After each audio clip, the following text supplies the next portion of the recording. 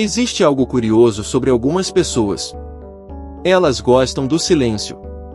Gostam da própria companhia. Gostam de voltar para casa e sentir que finalmente podem respirar. Talvez você conheça alguém assim. A pessoa evita visitas inesperadas. Não gosta de multidões. Sente o próprio espaço como algo extremamente íntimo. Mas na sociedade moderna, isso costuma ser interpretado da forma errada. Muitos chamam essas pessoas de frias, antissociais, distantes. Mas Carl Jung talvez enxergasse tudo isso de outra maneira. Porque para Jung, o ser humano não se afasta do mundo apenas por rejeição. Às vezes, ele se afasta para proteger algo dentro de si. Jung também falava sobre algo chamado sombra. A sombra representa partes ocultas da personalidade, emoções reprimidas, fragilidades, medos, aspectos que aprendemos a esconder. E talvez seja exatamente por isso que algumas pessoas protegem tanto o próprio espaço. Porque dentro de casa, elas não precisam representar estabilidade o tempo inteiro. Ali, podem existir sem performance. O curioso é que muitas vezes o mundo exige presença constante, justamente de pessoas que estão tentando sobreviver emocionalmente em silêncio. E ninguém percebe.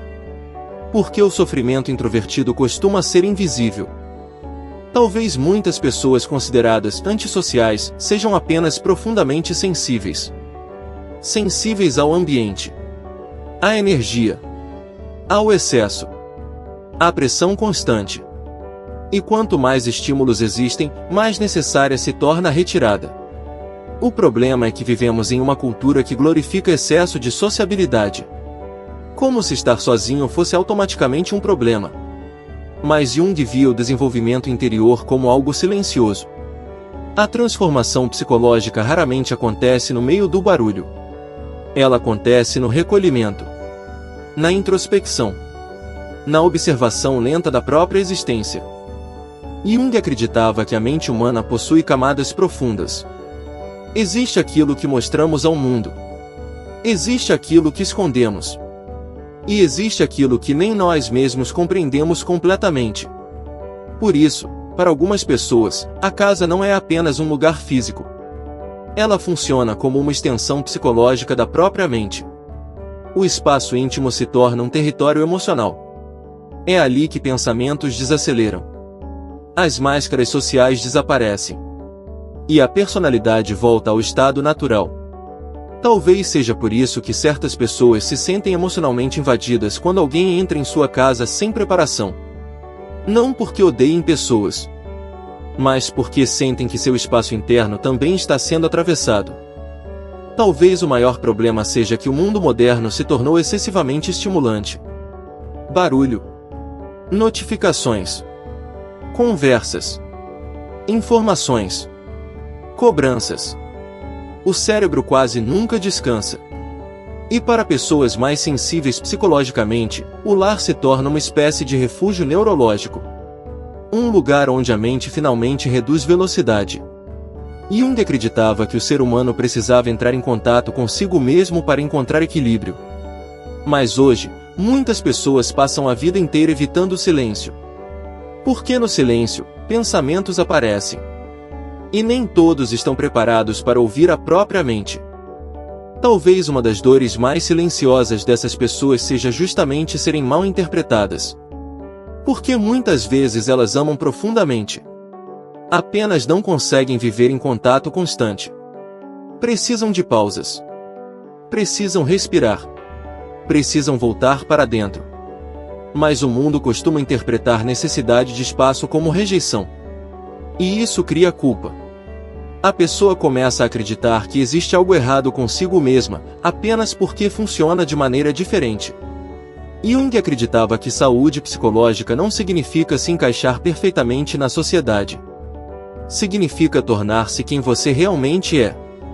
Mesmo que isso desagrade expectativas externas.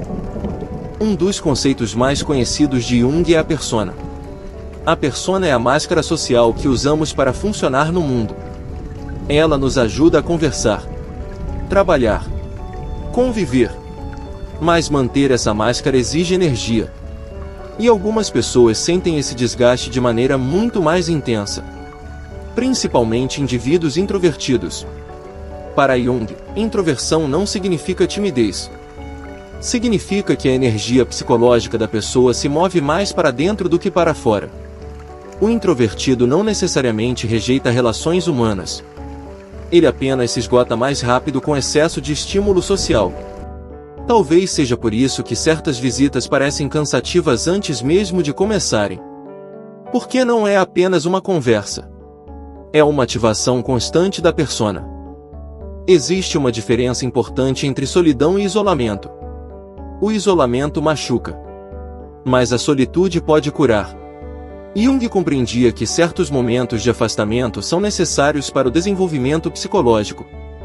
Porque ninguém encontra a própria identidade vivendo apenas para agradar expectativas externas.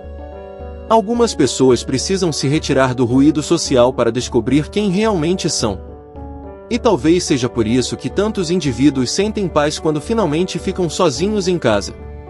Não porque odeiem o mundo, mas porque, por alguns instantes, conseguem ouvir a si mesmos novamente. Talvez algumas pessoas não odeiem visitas.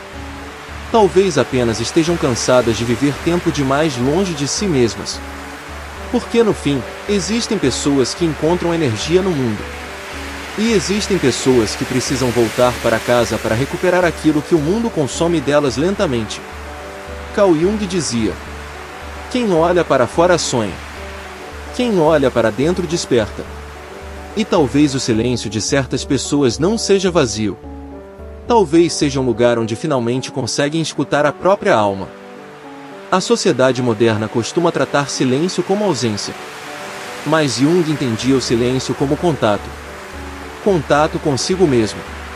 Algumas pessoas precisam de longos períodos sozinhas não porque estejam tristes, mas porque é nesse estado que conseguem reorganizar emoções, processar pensamentos e recuperar equilíbrio interno. O problema é que vivemos em uma época onde estar sempre disponível virou obrigação. Responder rápido. Aceitar convites. Participar. E quanto menos espaço psicológico sobra, mais exaustas certas pessoas se tornam. Por isso, voltar para casa e não querer visitas pode ser apenas uma tentativa inconsciente de proteger a própria energia mental. Talvez algumas pessoas não protejam apenas uma casa. Talvez estejam tentando proteger a própria alma. Porque quando o mundo se torna emocionalmente pesado, o lar deixa de ser apenas arquitetura. Ele vira abrigo psicológico. O lugar onde o corpo relaxa. Onde a mente desacelera. Onde o coração finalmente baixa a guarda. E talvez exista algo profundamente humano nisso. Todos nós precisamos de algum espaço onde não seja necessário interpretar um personagem. Um lugar onde possamos simplesmente existir.